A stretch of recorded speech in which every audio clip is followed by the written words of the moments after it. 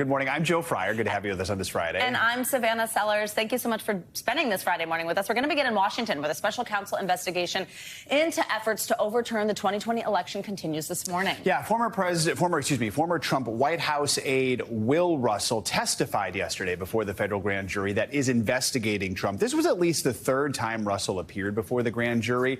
Earlier this week, special counsel Jack Smith sent Trump a letter informing him that he's a target of that federal investigation. Two attorneys with direct knowledge of the case say Smith is looking at 3 federal statutes. They include deprivation of rights under color of law, conspiracy to defraud the U.S., and tampering with a witness. Now, while all this plays out in sealed proceedings in federal court, Trump is blasting the special counsel's case. He's calling the investigation a witch hunt and weaponization of the justice system. NBC News legal analyst Danny Ceballos is taking a closer look at the case, and we will get to him in just a moment. But first, we are going to start with the latest in the investigation. Yeah, NBC News senior national politics reporter Jonathan Allen joins us with that. John, good morning. So prosecutors spent hours behind closed doors yesterday with former Trump White House aide Will Russell. What do we know about Russell and his latest appearance there?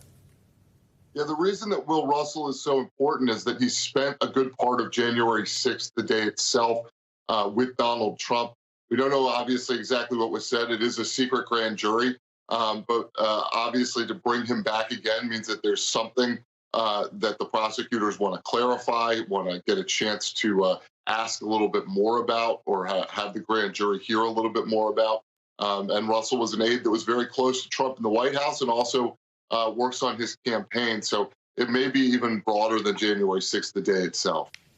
And, John, we're also learning that the special counsel spoke with Trump's former personal lawyer, Rudy Giuliani, and now also the lawyer of former New York City Police Commissioner Bernie Kerik, who worked with Giuliani's legal team after the 2020 election, says he may be next to meet with prosecutors. What can you tell us about that? Yeah, what's so important about Rudy Giuliani is that effort after the 2020 election to overturn it.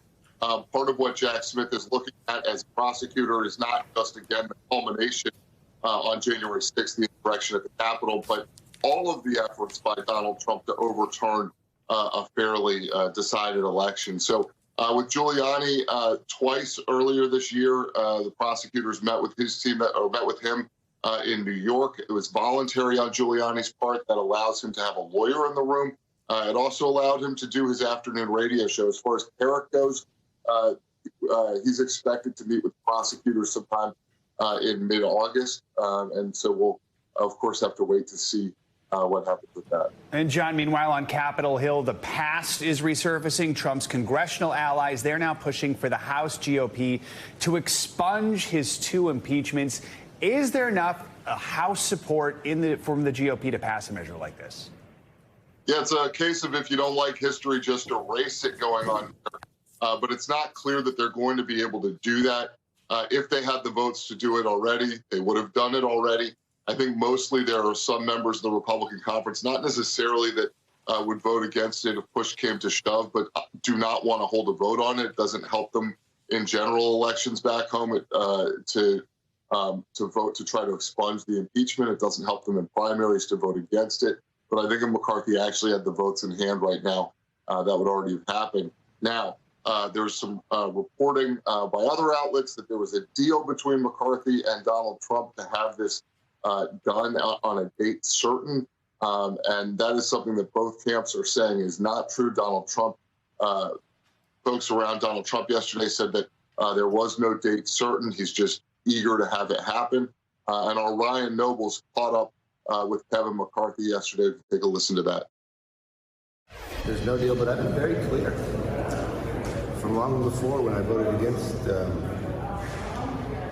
impeachments that they put in for purely political purposes. I support expungement, but there's no deal out there. So McCarthy is against those impeachments still. Not surprising, he hasn't changed his mind on those, but has not yet set a date for trying to overturn or expunge those impeachments. Of course, the Senate would never agree to anything like that. We're talking about basically non-binding resolution. All right, John, thanks for kicking us off this hour. We appreciate it. Now we're joined by NBC News legal analyst Danny Ceballos here with us on set. Hey, Danny, so the federal grand jury has already heard testimony from dozens of witnesses here in this investigation. As we just mentioned, they heard from William Russell, who was with Trump on January 6th. Tell us why that particular person and his particular account of that day is so important. It's always so hard to forecast what the significance was of a grand jury witness because everything is in such secret. Russell reportedly may have already been testifying before the grand jury on several prior occasions. So really, certainly it's important what he heard and saw on January 6th. But I often find myself wondering, well, when a witness returns to the grand jury, what new questions did they have for him? What did they have to ask him this time around that they may not have asked him the first time around? And it's a lot of conjecture. And really, for the most part, we'll never find out a lot of what goes on in that grand jury room unless the people who are allowed to talk about it, which is a small category, actually come forward and talk about it. But in all likelihood, it's what did he see, hear, smell, feel, everything on that day. And what about it goes to Trump's knowledge and his intent? So we mentioned this letter, the 3 statutes that were mentioned in the letter. Could he face other charges beyond that? And could people beyond Trump, based on what we know, potentially face charges here as well? Question 1, yes. Question 2, super yes. Number 1, could there be additional charges? Yes. You might see insurrection, but I rather doubt it. That's something that's easy for a legal analyst like me to come on air and say, yeah, this meets all the elements of insurrection. But if you're a prosecutor and you're staking your professional reputation on taking on the most difficult criminal defendant in American history, then I'm not so sure I want to take on a statute that is rarely used, especially if you're going to have a lot of potential First Amendment defenses. So, yes, I think we might see additional charges. As for additional people, I would almost say you have to. In essence, if you're going to charge Donald Trump, he's somebody who's sort of at the top of this chain and had a lot of people, electors, lawyers, Rudy Giuliani's, doing things beneath him. So if Trump's knowledge and agreement to do some of this stuff makes him criminally liable, I have to imagine the people below him are as well. All right, Danny Ceballos, thank you so much. Super, thank you. Yeah. New this morning, weather experts are warning that the hot weather plaguing the northern hemisphere, it could last for months. The National Oceanic and Atmospheric Administration, you might know it as NOAA, announced the El Nino climate pattern will likely last until March of next year, leading to higher temperatures throughout the winter. Officials say that means more weather records will be broken in the coming months. It also means more severe weather here in the U.S. Torrential rains continue to drench much of the north and the Midwest. This was the scene on I-90 last night, just outside of Cleveland. And in Georgia, crews are cleaning up the damage created by a powerful storm that brought 60-mile-an-hour winds. The hail was the size of pennies. 350,000 customers lost power at the height of the storm. NBC News correspondent Sam Brock has more on the extreme weather that's slamming the country. We're in the middle of hurricane season, and the water here in Miami is 4 to 6 degrees warmer than it historically would be, which is an outrageous figure, as by air and sea right now, temperature records are being smashed by the day and by the hour. Record-level temperatures continue to bake the country from California to the southeast. This is a whole level of different sun. Phoenix fuming with 21 straight days with at least 110-degree temperatures. In Miami, hitting a record 40 consecutive days of triple-digit heat index. So how warm is the water right now? Around here, we're around 91, 92 degrees. University of Miami climatologist and hurricane expert Brian McNulty says even 1 degree of change in the water temperature makes a difference. What does this bath water-like temperature in the ocean mean for hurricane season? Well, I mean, all other things being equal, this is going to enable hurricanes to strengthen a little more efficiently. The heat, not just dangerous, but sometimes fatal. In Death Valley, a 71-year-old died from possible heat exposure near a trailhead after hiking amid 121-degree temps, while in Houston, my heart hurts, my chest hurts. Jonathan Longoria recently suffered a heart attack after mowing his lawn, and his doctor says the heat likely played a role. Because he then was having an extra load of stress from the heat on his body, in addition to the manual stress, that's what finally tipped him over the edge. In an exclusive interview, the new CDC director highlighting the emergence of heat officers. We're seeing for the first time where folks are designating someone as the, in charge of responding to the heat. Europe also struggling with the heat wave, with summer travelers packing hotspots. Our Josh Letterman is on the ground in Greece. Workers here at the Acropolis are walking off the job, refusing to work in 103-degree heat, while west of Athens, a massive fire that has tore through villages and ravaged homes is still raging. What's making Spain, Italy, and Greece so hot? An anti-cyclone trend from North Africa. Across the globe, a severe weather picture that only continues to worsen. In terms of what to expect moving forward, the heat index peak for Miami is August the 8th, which is to say things will definitely get worse before they get better, though we are expecting some sort of a break in this dangerous heat sometime next week. In Miami, Sam Brock, NBC News. Back to you. All right, Sam, thank you so much. That sets us up perfectly for a check on your morning news now weather. That's right. Michelle Grossman's with us this Friday. Hey, Michelle, good morning. Hey there, guys. Great to see you. And I think you know what I'm going to say. We are looking at this extreme heat continuing at least for the next week and a half, near future. We're only in July. We still have the summer to go. So we have some time where we're going to see this marathon heat continuing. We continue to break daily records, monthly records.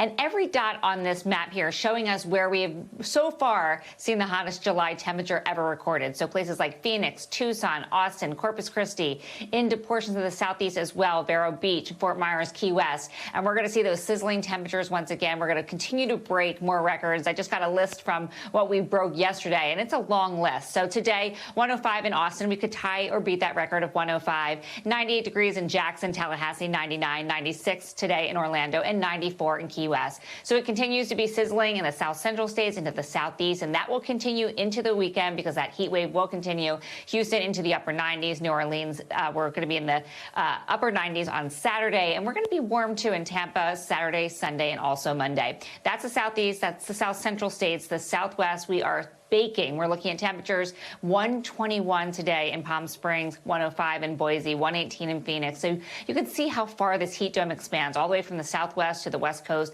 into the Intermountain West. And you guessed it, we're going to see this temperatures continuing throughout the weekend as well. Into Monday, 101 in Salt Lake City, Monday, Farmington, 100 degrees, Phoenix, 114 on Sunday. Same story on Monday, and Palm Springs is just so hot. So 84 million people impacted by heat alert today. Excessive heat warnings in Las Vegas, Phoenix, Monroe, Louisiana, into Jacksonville, Florida.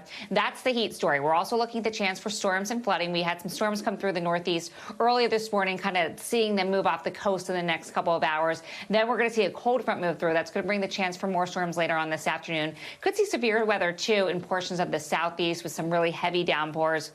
Now, we're concerned about flooding once again because the ground is so saturated in portions of eastern New York into Vermont from flooding just a week ago. So saturated grounds, high running waterways will cause a chance for some flash flooding. As we go throughout the day, we're looking at more flash flooding. We're also looking at millions, 13 million at risk for the chance for severe storms. Back to you both. All right, Michelle, thank you so much. We'll see you in a little bit.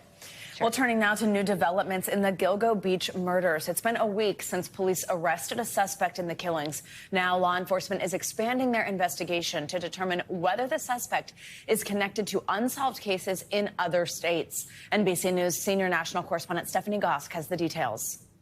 Rex, did you do it? Accused serial killer Rex Heuermann sits in a Long Island jail cell held without bail. The 3 times that I've visited his housing unit, he was laying on his bunk, was not watching TV. Twice he was sleeping, and once he had his eyes open just looking at the ceiling. His wife, Asa Ellerup, has filed for divorce, according to her attorney.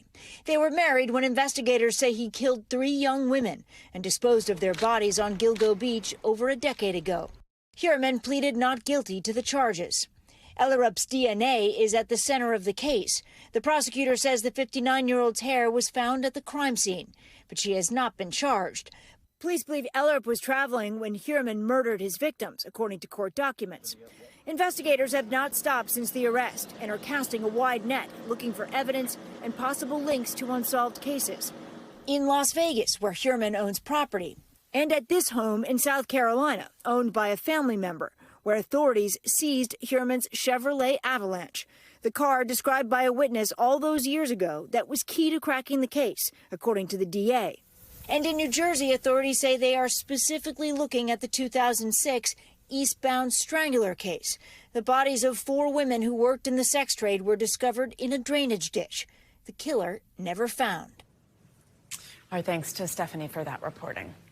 The U.S. Army has launched an investigation into the actions of Private Travis King. That's the U.S. service member who crossed into North Korea earlier this week. NBC News foreign correspondent Matt Bradley reports from the heavily fortified Unification Bridge on the deafening silence coming out of North Korea. North Korea is once again threatening nuclear escalation, announcing through state media that American arms in South Korea, quote, may fall under the conditions of the use of nuclear weapons. But when it comes to Private Travis King, not a word. We don't know his condition. We don't know where he's being held. We don't know the status of his health. I worry about him, frankly. Christine Wormuth, the Secretary of the Army, told NBC's Courtney Kuby that the U.S. is trying to reach the North Koreans through the United Nations. I don't think that we have successfully made contact. King, who finished high school 3 years ago in Racine, Wisconsin, had legal trouble while serving in South Korea. Just before he fled to North Korea, King spent nearly 2 months in a South Korean prison after declining to pay a fine for damaging a police car, according to a court document. Past instances of Americans in North Korea don't bode well for King. In 2016, Otto Warmbier, an American student, was detained in North Korea for more than a year. He was released to the U.S. in a vegetative state and died shortly after. Warmbier's father now worried for King. He willingly ran across the border. That makes him quite a bit different from your son. Absolutely. But now that he's there, the facts are exactly the same. They're going to hold him hostage, and they're going to use him as a political prisoner. Now the Biden administration must decide how to help a soldier who, officials say, willfully created a crisis. Matt Bradley, NBC News, South Korea. Thanks for watching our YouTube channel. Follow today's top stories and breaking news by downloading the NBC News app.